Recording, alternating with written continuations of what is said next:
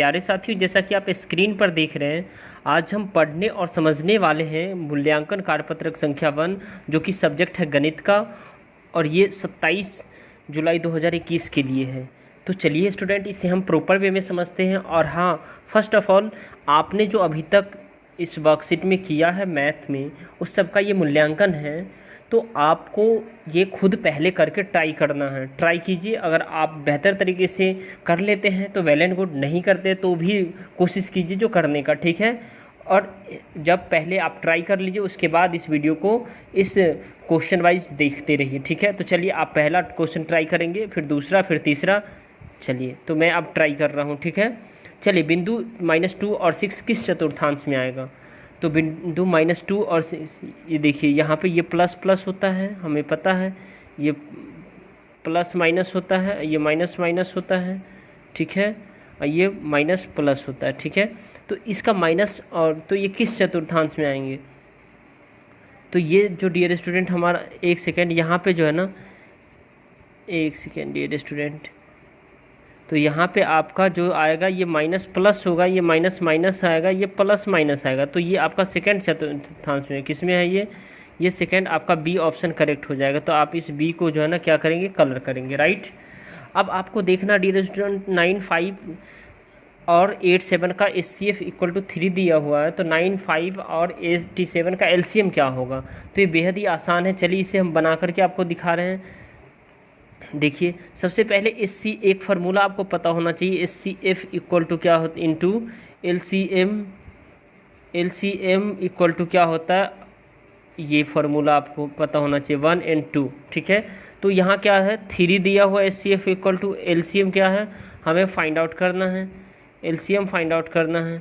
और उसके बाद 1 और 2, यानी 195 दे रखा है इंटू, उसके बाद 87 है, ये 87 दे रखा है। अब आपको क्या करना है डियर स्टूडेंट, जब इसका कैलकुलेशन आप करेंगे तो LCM = क्या हो जाएगा, LCM = क्या हो जाएगा डियर स्टूडेंट, LCM = क्या हो जाएगा, 195 इंटू 87 अपॉन में 3 हो जाएगा। अब इसका जब कट करेंगे आप, ठीक है डियर स्टूडेंट, तो इसका जब कट करेंगे तो ये 3 से भी कट हो सकता है, ठीक है।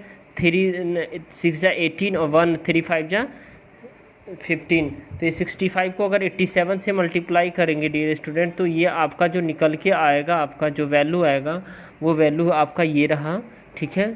ये आपका जो सेकंड का, ये आपका डी ऑप्शन रहा, कौन सा, ये है। तो ये इतना वैल्यू आएगा, राइट।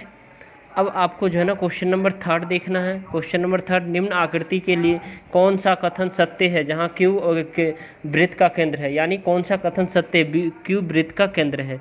तो इसमें आपको ये बताना है कौन सा सही है। तो वृत्त का केंद्र आपको ये ध्यान रखना है डियर स्टूडेंट, ये जो है ना, ये क्या होता है, अगर ये बी एंगल है, एक ये एंगल है, ठीक है। अब ये एंगल है तो ये हाफ है, तो ये ट्वाइस है, तो ये हाफ हो जाएगा, ये हाफ है तो ये ट्वाइस हो जाएगा, ठीक है। यानी ये 1 है तो ये ट्वाइस हो जाएगा। अब आपको निम्नलिखित आकृतियों में से कौन सा कथन सत्य है, तो इसमें जो डियर स्टूडेंट आपका सत्य आंसर होगा, ठीक है, वो आपका सी ऑप्शन करेक्ट हो जाएगा, यानी आपका ऑप्शन नंबर सी करेक्ट हो जाएगा।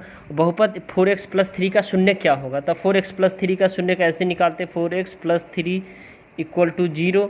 तो 4x = क्या हो जाएगा, -3, x = क्या हो जाएगा, -3/4। तो ये देखिए ऑप्शन नंबर ए करेक्ट हो जाएगा आपका। कौन सा इसका, ऑप्शन नंबर ए करेक्ट हो जाएगा आपका, राइट। और इसका ऑप्शन नंबर आपका जो है ना डियर स्टूडेंट, और क्वेश्चन नंबर 3 का जो है ना आपका सी करेक्ट हो जाएगा, ठीक है। ये सी आप लगाएंगे। उसके बाद अब देखते हैं क्वेश्चन नंबर 5 है डियर स्टूडेंट, दी गई आकृति में से triangle XYZ = 118 metre square, XS = 4 metre square. यदि XS लंब है यानी YZ पर, तो YZ निकालना है, YZ ही निकालना है। तो आपको याद रखना चाहिए ये फॉर्मूला को किस चीज़ का होता है, ठीक है। ये आपको समकोण त्रिभुज का, समकोण यानी जो है ना राइट एंगल ट्रायंगल आपने पढ़ा ही होगा, ठीक है। तो इसको बनाने का जो डियर स्टूडेंट ये बता रहा हूँ, जैसे कि इसको बनाना कैसे आपको, ठीक है। तो इसको बनाने के लिए एरिया आपको निकालना पड़ेगा। एरिया = क्या होता है, एरिया = 1/2 इंटू आधार गुने ऊंचाई, ठीक है। आधार गुने ऊंचाई होता है, ठीक है। अब देखिए आधार गुने ऊंचाई होता है, तो इसमें आपको क्या करना है, एरिया क्या 118 दे रखा है, ठीक है, = 1/2 इंटू बेस इंटू हाइट, तो हाइट भी हमारा 4 दे रखा है, ठीक है। हाइट कितना हमारा 4 से, और ये वाई जेड हो जाएगा ये हमारा जो है ना, ठीक है। तो ये वाई जेड यहाँ पर आप करेंगे, ठीक है। एक सेकेंड, 1 आप यहाँ फिर से लिख लीजिए। यहाँ पे आपका 118 equal to 1/2 into Y Z into 4 हो जाएगा। तो इसका जब कैलकुलेशन आप करेंगे डियर स्टूडेंट, तो इसका कैलकुलेशन आपका जो है ना डियर स्टूडेंट, ये आपका बी ऑप्शन आ जाएगा, यानी बी ऑप्शन करेक्ट है 5th का, ठीक है। ये बी ऑप्शन आपका करेक्ट हो जाएगा।